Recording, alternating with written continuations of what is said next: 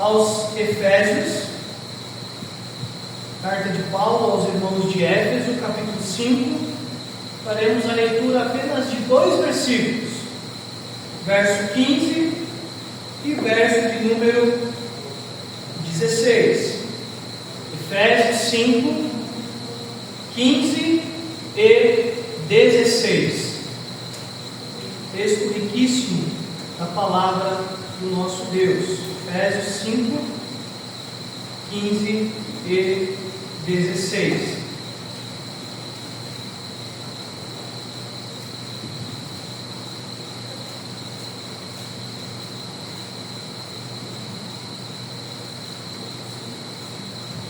A palavra do nosso Deus nos diz assim: portanto, vede prudentemente como andais, não como necios, e sim como sábios, remindo o tempo, porque os dias são maus. Vou ler mais uma vez.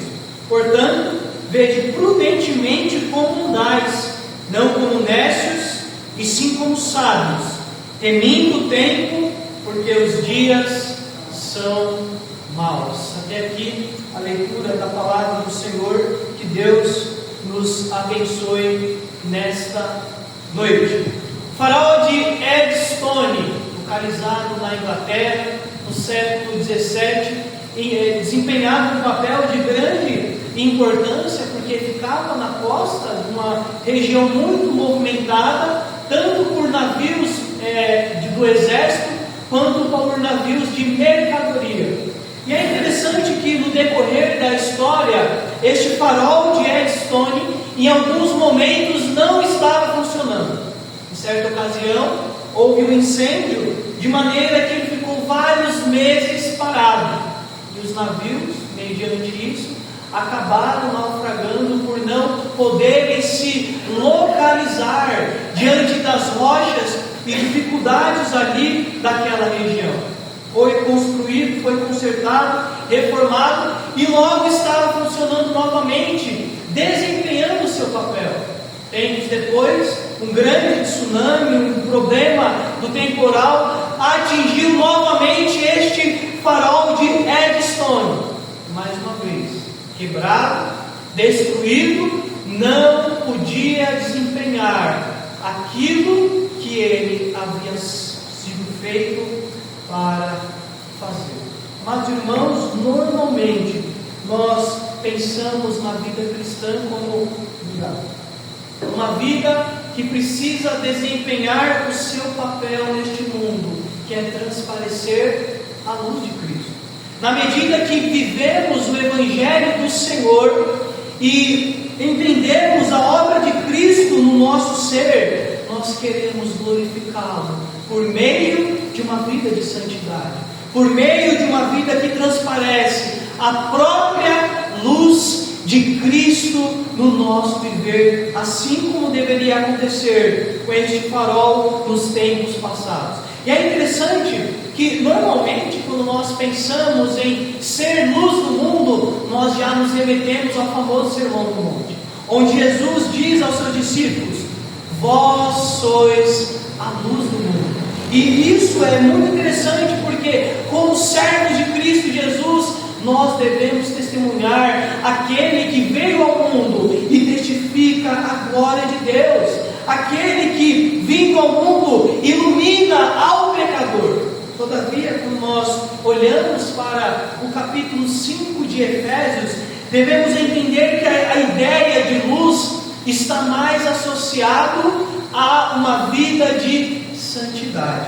No versículo de número 12 em diante, nós veremos exatamente isso. E no versículo 8 nós vemos: pois outrora erais trevas, porém agora sois luz no Senhor. E diante disso nós vemos: andai como filhos da luz. Isso é muito interessante, porque uma vez salvos, uma vez transformados, Efésios capítulo 2, Paulo será enfático a respeito dessa verdade. Nós precisamos brilhar a luz de Cristo que um dia nos alcançou. Antes nós vivíamos nas trevas, antes nós vivíamos segundo o curso deste mundo. Hoje, todavia, somos luz no Senhor. E a ideia aqui de ser luz no Senhor tem a ver com um verbo grego de algo que não pode deixar de ser. Então, quando Jesus, por exemplo, diz: eu sou o bom pastor, eu sou a porta, eu sou o pão da vida, ele está se referindo a uma realidade que não pode mudar. Nós somos de Cristo Jesus, salvos, comprados, transformados. E aqui no texto de capítulo 5 de Efésios, somos apresentados como luz no Senhor, vida de santidade que não deve ser negligenciada. Diante disso, entendendo então que somos luz no Senhor, que esse mundo jaz em trevas, que temos grandes responsabilidades no que diz respeito à nossa vida cristã, a santidade no lar, a santidade no trabalho, a santidade na escola e onde quer que Deus nos coloque. O tema que pensaremos nesta noite é: viva como luz neste mundo caído.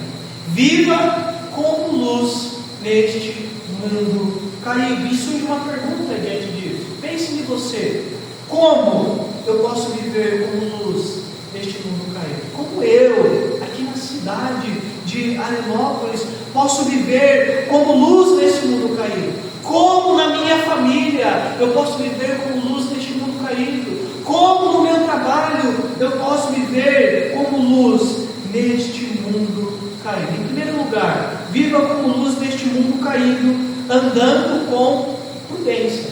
Andando com prudência. O texto começa dizendo: portanto, vede prudentemente como andares. Paulo, nos versículos anteriores, está fazendo um grande contraste entre aqueles que vivem a modalidade da carne e aqueles que vivem como verdadeiros servos de Cristo, luz do Senhor. Então ele diz que a impundícia, toda sorte de impureza, cobiça e esses tipos de coisa não deve fazer parte daqueles que seguem a Cristo Jesus, aqueles que entenderam o Evangelho, daqueles que passaram de uma vida em pecado, mas agora são novas criaturas. Então, isso está associado ao quê? A uma vida de prudência, um caminhar em Cristo Jesus, um caminhar no Evangelho que nos leva a ser mais parecidos com o quê? Com a imagem perfeita do Filho de Deus. Nós olhamos lá para o Jardim do Éden. Deus criou o homem à sua imagem e à sua semelhança. E quando o homem peca, ele não deixa de ser a imagem e semelhança de Deus. Isso é algo que nós aceitamos. Todavia, essa imagem ela é o quê? Distorcida. Essa imagem então é desconfigurada do seu padrão original. Por isso Cristo vem a este mundo. Cristo morre por mim e por você, e nos dá uma oportunidade de viver, de andar neste mundo com prudência. Então, portanto, Paulo fez o contraste entre aqueles que ainda vivem nas trevas e por isso serão julgados por Deus, e aqueles que são luz no Senhor. Vejam prudentemente como andar. A palavra vede aqui é um imperativo. Normalmente nós temos a tendência de achar que as ordenanças bíblicas são, por exemplo, negociáveis. Essa parte da Bíblia eu acato, essa parte aqui ok para mim, mas isso aqui já é demais, Então eu vou negociando alguns valores do Evangelho como se os irmãos tivessem capacidade para fazer isso. Será que se você chegar amanhã lá no seu trabalho e dizer para o seu patrão: olha, esta função eu não quero mais executar, você vai continuar trabalhando outro dia? Não, você não dá. Será que se você chegar lá para o seu professor na sua escola e a prova está marcada, você fala: não quero fazer hoje, hoje não, eu quero fazer na semana que vem, eu não estudei muito bem. Será que você vai se dar bem na sua aula? Não vai, você vai ser reprovado. Será que um filho, diante do seu pai, fala: ó pai, o senhor me mandou lavar a louça, mãe, a senhora me mandou lavar a louça, mas eu não quero fazer. Qual é aquilo que espera-se dessa reação? Na verdade, é a punição, é o castigo. Então, quando nós pensamos no nosso Deus, naquele que nos criou, naquele que nos salvou, naquele que nos sustenta, nós devemos ter um olhar para as suas ordenanças mais cauteloso, um olhar mais sensível, porque Deus sabe aquilo que é bom para nós, e aquilo que Ele ordena de nós é para o nosso bem, é para o nosso proveito, é para o nosso crescimento, e não há margem para nós dizermos: eu não quero fazer isso que Deus me ordena. Ele é o nosso Senhor, Ele enviou o seu Filho para morrer por nós, Ele nos dá uma nova esperança no Evangelho, e por isso nós devemos olhar para o texto e entender. Precisamos ter um olhar atento para este mundo, para vivermos com prudência. A prudência aqui está associado, o andar com prudência, a uma vida digna do Evangelho de Cristo Jesus. Quando Paulo fala aos irmãos de Éfeso, em determinado momento ele diz que vocês andaram outrora segundo o curso deste mundo. Agora não. Agora nós andamos em prudência, com prudência, porque nós queremos glorificar a quem? Ao nosso Deus. Agora, pastor, eu preciso andar com prudência. E o texto nos diz que nós devemos ver como nós estamos andando. Mas qual é a lente que eu tenho para olhar se estou andando ou não com prudência? A palavra do Senhor. Nós temos a Bíblia, que é a palavra de Deus, e ela é a lente pela qual nós olhamos para o quê? Para este mundo. É a lente pela qual nós iremos educar os nossos filhos no caminho do Senhor, aqueles que são pais. É a lente pela qual nós iremos aconselhar uma pessoa que tem trago dificuldades para a igreja. Às vezes uma ovelha rebelde, às vezes um familiar que até conhece o Evangelho, mas está apático às coisas de Deus. Então, para andar com prudência, nós devemos ter o quê? As lentes do Evangelho, que moldam o nosso caráter, que moldam os nossos relacionamentos, que nos direcionam a ver aquilo que está faltando no nosso coração, ou na nossa prática, quanto ao serviço do reino, a vida de santificação e assim por diante. As pessoas que têm miopia, astigmatismo, então elas precisam ir ao oculista, elas fazem um exame, e ali a lente é adequada ao quê? À sua necessidade, à sua limitação, ao seu problema. Nós, como cristãos, temos uma lente maravilhosa. E às vezes, Deus, por meio do exercício devocional, por meio do estudo bíblico, por meio da pregação, por meio dos encontros, dos pequenos grupos, tem nos mostrado: olhem como vocês estão andando neste mundo, para vocês viverem com prudência. E muitas vezes nós batemos o pé, nós dizemos que não queremos viver o Evangelho, e assim nós acabamos deixando de brilhar a luz de Cristo Jesus na nossa vida. Como você se encontra diante do nosso Deus? Você se considera um cristão que anda em prudência? Qual é o seu linguajar hoje? No seu familiar, no seu ambiente de trabalho, com seus amigos na escola, no seu momento de estudo ali com as pessoas que você conhece? Quais são as rodas de amigo que você participa? Ali uma conversa incômoda, uma conversa com piadas que não são pertinentes, alguém que ama o Evangelho, coisas que nem devem ser nomeadas entre os santos, como o verso 3 diz. Você é daqueles que participam? Você é aquele que tem sempre um jeitinho brasileiro, de prejudicar o próximo, não fazer o trabalho bem feito, Nós, como cristãos, somos aqueles que caminham em prudência. Jesus mudou a nossa vida para que neste novo caminhar nós sejamos prudentes. Prudentes com o Evangelho, prudentes com a nossa vida de santificação, prudentes no trabalho do Senhor, prudentes para que o nosso Deus seja glorificado. Como viver como luz nesse mundo caído?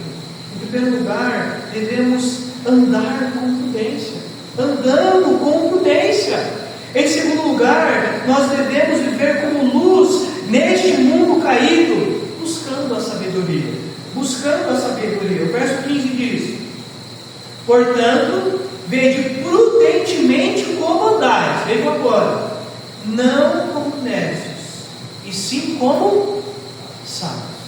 Se nós somos exortados a não andar de qualquer forma, mas sermos prudentes, o texto agora, ele fortalece o argumento, não como os nécios, né? O nécio é aquele tipo de pessoa que está apática às coisas de Deus. O nécio é aquele que é ignorante às verdades do Evangelho. Ele não entende o seu propósito neste mundo, então ele vai buscar satisfazer o quê? Os desejos do seu coração, os desejos da sua carne. Ele não dá valor à sua vida com Deus, porque ele não entendeu ainda quem é Cristo Jesus. Como é bom servir a Cristo Jesus, como é bom estar diante do nosso Deus, ouvindo palavras de vida. Então o nécio, ele resume a sua vida ao aqui e ao agora. Eu vou curtir mesmo, eu vou beber mesmo, eu vou para a igreja quando quiser, né? Depois que eu casar, depois que eu construir a minha casa, depois que eu formar a faculdade, depois que eu fizer isto e aquilo, como se Deus não existisse. Há muitas pessoas que até têm formação, que até são estudadas, que até têm uma boa condição de vida, que às vezes têm até uma boa família, mas são como nécias, porque não entenderam que a vida delas deveria ser para o Senhor, que a vida delas deveria estar aos pés do Evangelho de Cristo Jesus, buscando não os seus próprios interesses, não as motivações do coração, mas a graça de Deus no seu viver. Então, qual é o atrativo principal para alguém que é nécio? Pecado. Pecado linguajar pecaminoso, o olhar pecaminoso, as conversas com as pessoas, os relacionamentos são pecaminosos. Os anseios do coração são para conquistar a sua própria glória. Esse é o homem nécio que não glorifica ao Senhor. Há um mito conhecido como o mito de Narciso. O que acontece, né? Diz que este jovem, ele nasceu e tal, e uma maldição foi inserida a ele, que no dia que ele olhasse para o seu próprio reflexo, ele acabaria morrendo. Então, muitas vezes ele passava nos povoados, nas vilas, e as moças o viam e logo ficavam apaixonadas. Era um homem muito belo, e ele só se importava consigo mesmo, não queria saber de ninguém, né? Desrespeitava os mais velhos, não queria pelo menos dar um oi para as pessoas. Era uma pessoa totalmente egocêntrica, egoísta, que só pensava no seu próprio bem-estar, nos seus próprios prazeres. Certa feita, uma moça atrás dele acabou fazendo barulho e saiu correndo, porque ela era meio vergonhosa. E ele foi atrás porque, como alguém pode deixar de vir falar comigo? Então ele foi atrás. Ali, quando ele se depara com a moça, ela está perto de uma fonte de água. E sem querer ele acaba se aproximando da fonte e viu o seu próprio reflexo. Ali tomado pelo seu egocentrismo, pela sua arrogância, por aquele amor a si mesmo, uma pessoa muito ensimesmada, ele acabou caindo dentro daquela fonte e morreu afogado. O nécio é assim. Ele acha que está esbanjando, ele acha que pode tudo, ele acha que é o maior, ele acha que não precisa de ninguém. ninguém, ele acha que deve desrespeitar as pessoas como se não houvessem consequências, ele não quer saber de Deus, e o fim dele é o quê? Morte espiritual, separação da graça eterna de Deus. O que o espera é o tormento. Nós, todavia, como servos de Deus, devemos ser sábios, pessoas que amam a palavra de Deus, e como diz o salmista, o temor do Senhor é o princípio do quê? Da sabedoria. Então, na medida que eu me aproximo de Deus, que eu busco a Deus, que eu leio a palavra, que eu oro, que eu amo a comunhão, que eu me preocupo com os meus irmãos, que eu busco a proclamação do Evangelho, que eu me envolvo com o reino, eu estou vivendo como sábio. Aquele jovem que ali na escola ele tem uma palavra correta para o coleguinha que acha que ficar é normal. É o senhor, a senhora de idade, que depois de anos na igreja, agora bem fundamentado, ele tem uma palavra de conforto ao enlutado. Aquele conselho bom a um casal de jovens que quer se separar. Por quê? Ele vive como luz neste mundo. A sua base é o temor ao Senhor. O seu óculos é o Evangelho. Por isso, fundamentado, enraizado, participativo, amando as pessoas, ele busca essa sabedoria e Deus o usa como um instrumento poderoso em suas mãos. Se você não está vivendo como bênção na sua família, na sua escola, no seu trabalho, onde você coloca a ponta do seu pé, é porque você não tem buscado a sabedoria. E para ser luz neste mundo caído, você necessita, meu amado irmão. Às vezes é o seu marido que não conhece o Evangelho, aí que você tem que ter a sabedoria em dobro. Aquele colega de faculdade ateu não quer saber da igreja e faz piada de você. Você precisa da sabedoria que vem do alto, que te dá mansidão, que te dá a palavra certa, que te dá aquele desprendimento e ousadia que existe alguém que pode transformar aquela pessoa, que pode dar um novo propósito de vida a ela. Você precisa do Senhor e desta maravilhosa palavra, buscando sempre a sabedoria. Você é alguém que busca a sabedoria lá do alto. Paulo diz isso com clareza: buscai as coisas de onde? Lá do alto, não as que são aqui da terra. Há muitos cristãos preocupados apenas com as coisas deste mundo. Você precisa estudar? Estude. Você precisa trabalhar? Trabalhe. Você precisa realizar as suas coisas particulares na família? Realize. Mas a prioridade é o Senhor. A prioridade é o Evangelho. A prioridade é estar unido com aqueles que têm a mesma fé que você.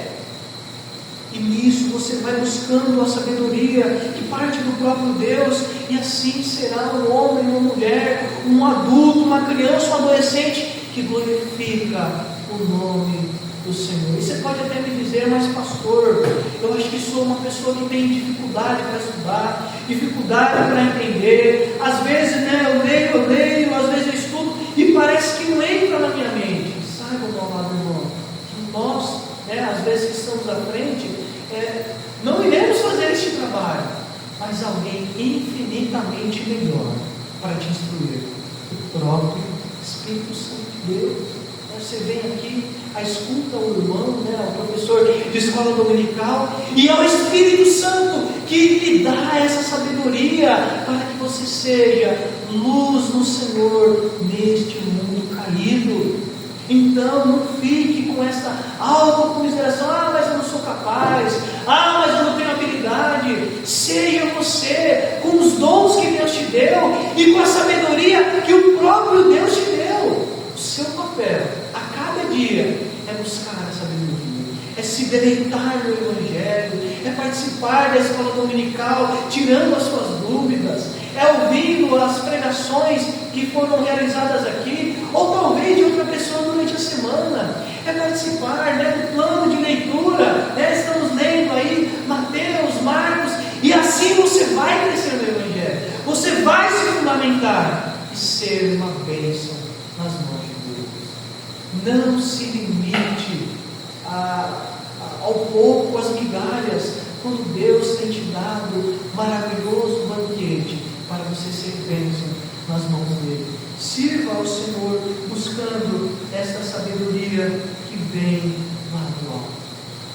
Santidade é a luta contra o pecado, é a meditação na Escritura, é a oração. Tenha amigos que vão te ajudar na caminhada.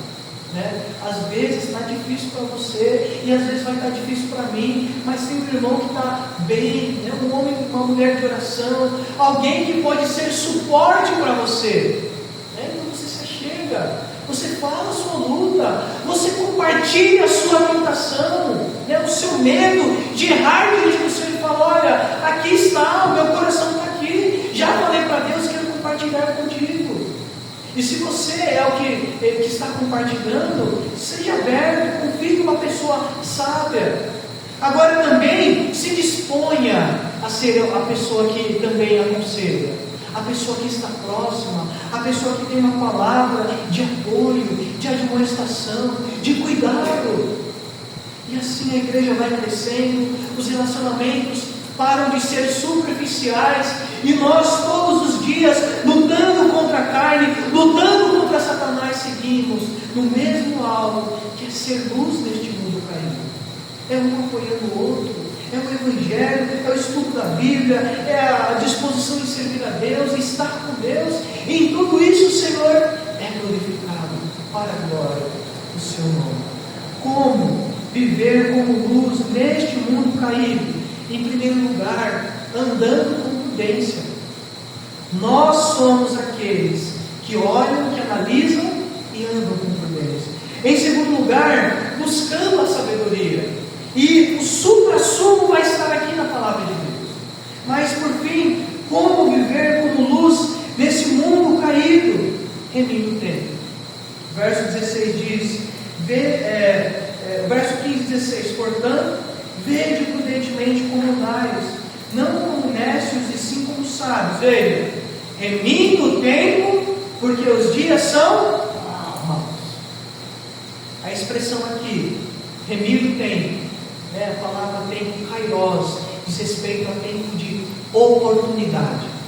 Então Paulo, ele usa como se fosse uma figura de linguagem para as pessoas daqueles dias.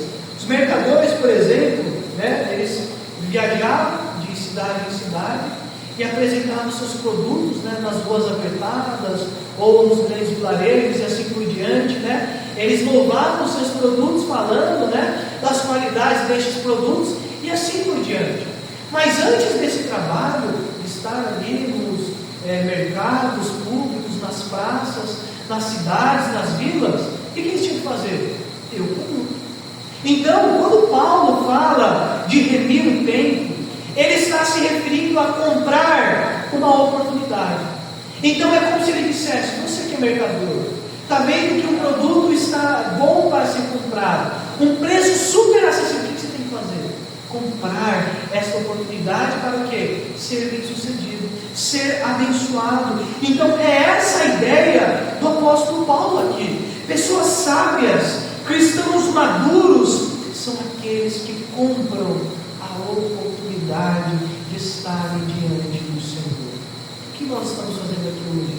Comprando algo que vai servir como nosso benefício, adorando a Deus, orando, cantando ao Senhor, agora ouvindo a palavra, depois nós iremos ceiar. Então isso é uma oportunidade única que nós temos, e nós não abrimos mão dela por coisas secundárias, coisas fúteis. Eu estou frequente indo para os PGs e isso tem me abençoado. O que é isso? Comprar a oportunidade. Apareceu um familiar bem no horário do PG. E você tem a difícil escolha. Podia ir qualquer outro dia. Isso foi no horário do trabalho da igreja que ele apareceu. Você foi firme, falou: vem amanhã. Agora no horário do PG, estou indo, amanhã você passa aqui, depois eu passo até um cafezinho e a gente segue firme. Então isso é o que? A aproveitar, comprar a oportunidade como algo extremamente precioso. Quando a gente olha, né, para esses mercados atuais, os lances que são feitos nos negócios, há um nome, agora me fugiu a palavra, quando você vê as ações, né? Então o que as pessoas fazem ao comprar as ações, né? Elas veem se está valorizada a ação e se o preço está acessível, então o que elas fazem? Elas compram, porque é uma oportunidade de serem o que? Futuramente beneficiados por aquilo. Então, não faça corpo mole. Participar das coisas da igreja é um privilégio, meu irmão. Você vai sair abençoado. Às vezes você está num desânimo total e não vê se você está animado ou não. Venha de qualquer forma. E ali vai ser o momento que Deus vai falar no seu coração. A palavra vem ao encontro da sua necessidade e você vai sair fortalecido. Às vezes você está apático com as coisas de Deus. E Deus faz o quê? Ele te moe, Ele te quebra, Ele te mostra, olha, não é assim, meu filho, confia em mim, dependa de mim, pregue mais, ore mais. Então o que é isso? Comprar oportunidades e assim remir o nosso tempo. Remir o nosso tempo.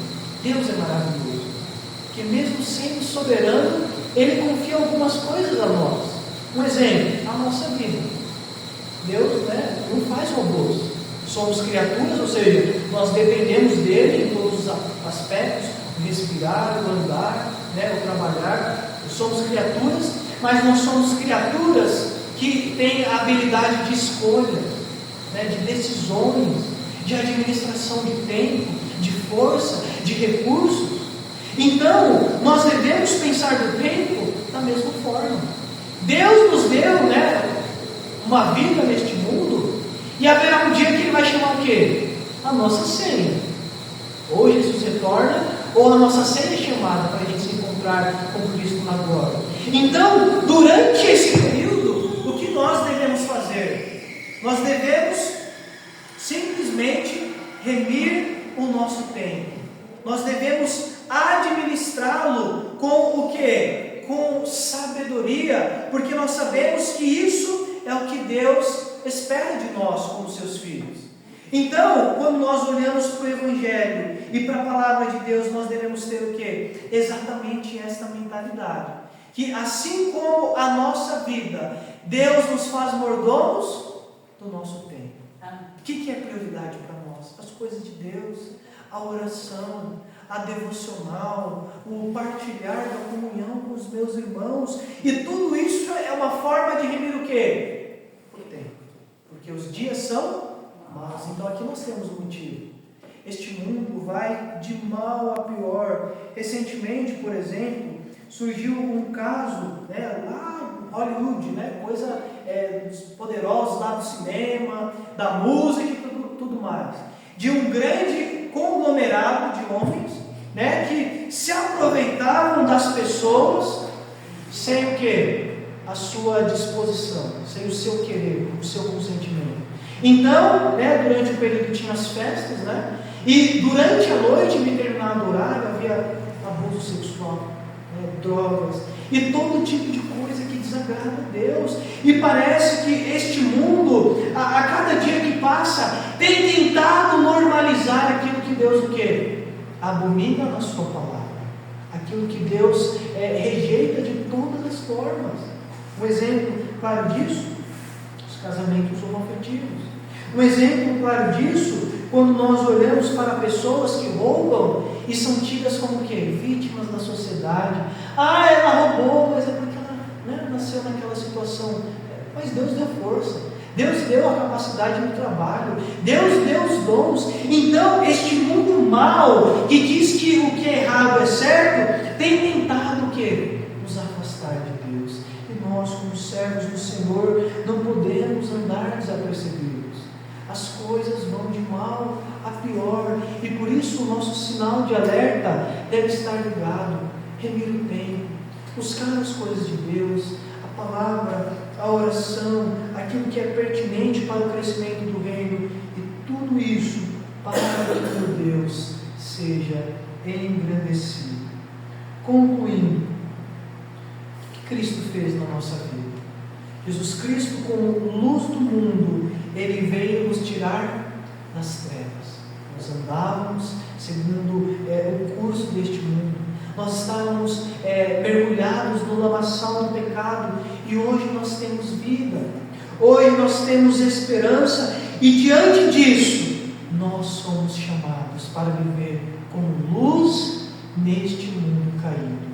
Andando com prudência em primeiro lugar, seja prudente, seja cuidadoso, fique esperto e use a lente do Evangelho para tudo que você for fazer, decidindo assim por diante, buscando a sabedoria. Não podemos nos comportar mais como antigamente. Não podemos nos comportar conforme as pessoas do mundo. Não, nós somos aqueles que têm acesso à grande, maravilhosa mensagem do Evangelho. Então nós buscamos cada vez mais a sabedoria. E por fim, nós devemos viver como luz neste mundo, remindo o nosso tempo. Virá o dia em que Cristo vai retornar. Ou se Ele não retornar, nós iremos nos encontrar com Ele. A nossa senha chegou. E por isso nós devemos comprar a oportunidade e aproveitar as oportunidades que Deus graciosamente tem nos dado, tudo isso para a glória do seu nome. Que Deus assim nos abençoe, que Ele nos fortaleça e que a cada dia a sua vida seja como um luzeiro neste mundo, que entendeu a graça de Deus, e que essa luz seja no Senhor, que é lá que você conseguirá andar em prudência, viver com sabedoria e remir o tempo. Amém. Amém. Vamos passar para o momento de ceia do Senhor.